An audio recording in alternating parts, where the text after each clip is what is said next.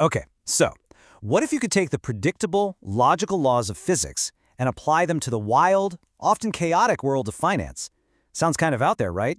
Well, in this explainer, that's exactly what we're going to do. We're decoding the whole investment puzzle, especially for those of you in the UAE, all through the clean, clear lens of science.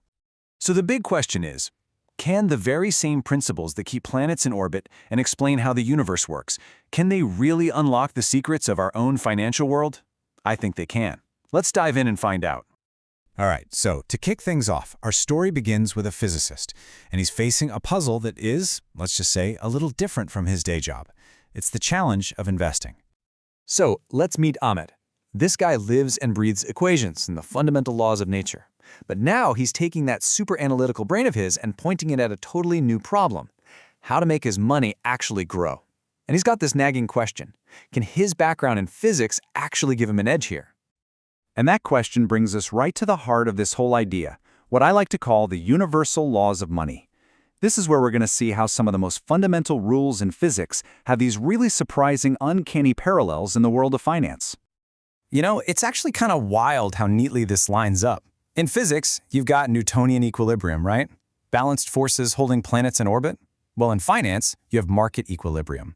Supply and demand balance each other out to set prices. It's almost a perfect mirror.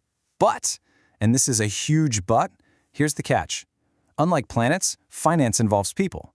And people bring emotions, fear, greed, you name it, and that introduces a level of chaos, of pure unpredictability that you just don't get in classical mechanics. Okay, this next one is absolutely crucial. Think about the laws of thermodynamics in physics. They tell us a perpetual motion machine is impossible, right? You just can't get energy from nothing. Well, guess what? The exact same logic applies to finance. Anytime someone promises you super high returns with zero risk, that's a financial perpetual motion machine. It's a fantasy. It just doesn't exist. The takeaway here is simple but so important. If you want a higher reward, you have to be willing to take on more risk. There's no free lunch. And speaking of powerful forces, let's talk about a force so powerful it would make any physicist just nod in appreciation. It's captured perfectly in this quote, which is often linked to Einstein himself. It's all about the magic of compounding. And when we say powerful, we're not kidding. The numbers are just staggering. Look at this. Let's say you save just 100 dirhams a month for 30 years. You'd end up with 36,000 dirhams. Not bad. But add a pretty modest 5% annual return to the mix, and that same saving habit snowballs into more than 83,000 dirhams. That's more than double. It's your money making money, which then makes more money. It's pure, beautiful, exponential growth. But of course, just like in physics, for every force that builds things up, there's another force trying to wear them down. In finance, we call that force inflation. The best way to think about it is like financial friction. It's this slow, gradual rise in prices that's constantly eating away at the purchasing power of your money. It means your investments have to grow faster than inflation just for you to break even, just to stand still. And if you ever needed a reminder that finance is not a pure science, this is it. Get this. Even Sir Isaac Newton, one of the greatest scientific minds in all of human history, lost an absolute fortune in a market bubble. He got swept up in the emotion, the fear of missing out, just like anyone else.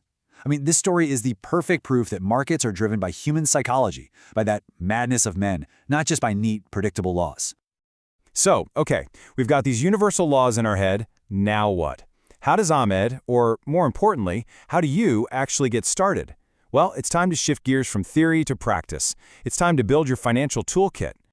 Every solid structure needs a solid foundation, right? And in personal finance, one of the best foundations is the 50-30-20 rule. It's super simple, but incredibly effective. The idea is 50% of your income goes to your needs, 30% goes to your wants, and that last crucial 20%, that goes straight to savings and investments. Following this, make sure you're consistently, automatically fueling your investment engine.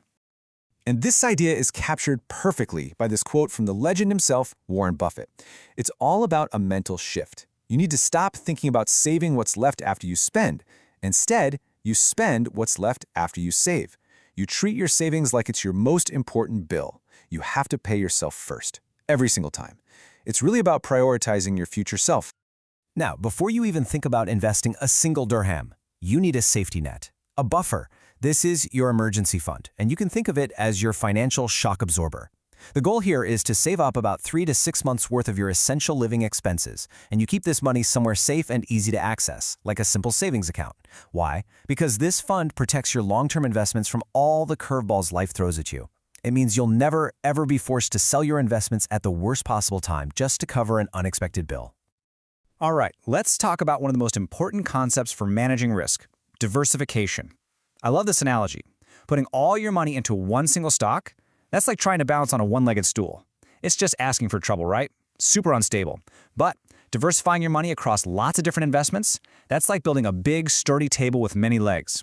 If one leg gets a little wobbly or even breaks, the others are still there, keeping the whole thing stable. It's all about building resilience into your financial plan. So, what are the main legs of that table? Well, for most people, it comes down to stocks and bonds. Think of it like this. Stocks are like owning a tiny piece of a company. They are the growth engine of your portfolio. They come with higher risk, but also the potential for much higher returns. Bonds, on the other hand, are more like you're lending money to a company or a government. They're the stabilizer. They offer lower risk and lower returns, but they provide that crucial balance when the stock market gets a little crazy. Okay, so our toolkit is starting to look pretty good. We've got the basics down. Now it's time to take that idea of diversification and think bigger, on a global scale. It's time to look beyond our own backyard and start investing in the entire world. You see, just like you don't want all your money in one company, you probably don't want it all in one country either. It's just common sense. Different economies around the world grow at different rates. They have different ups and downs. So by spreading your investments globally, you reduce your reliance on any single country's economy. And over the long haul, this can really help smooth out the ride and make your returns more consistent. And for anyone who's investing from the UAE, this is where things get really interesting.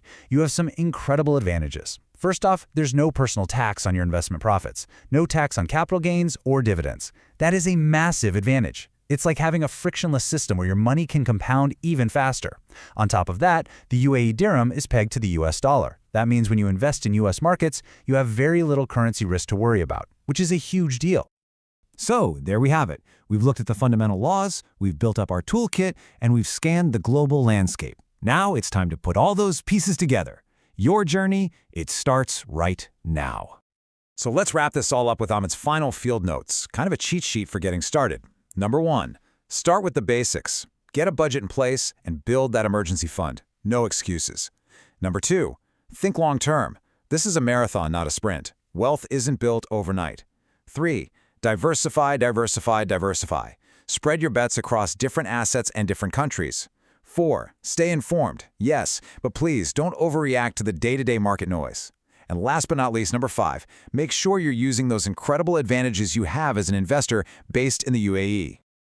So we followed Ahmed's journey, watching him use the clean logic of physics to start tackling his own financial puzzle. Now, as we finish up, I want to leave you with one final thought, one question to really ponder. In your own life, in your own financial equation, what's the very first variable you need to solve for?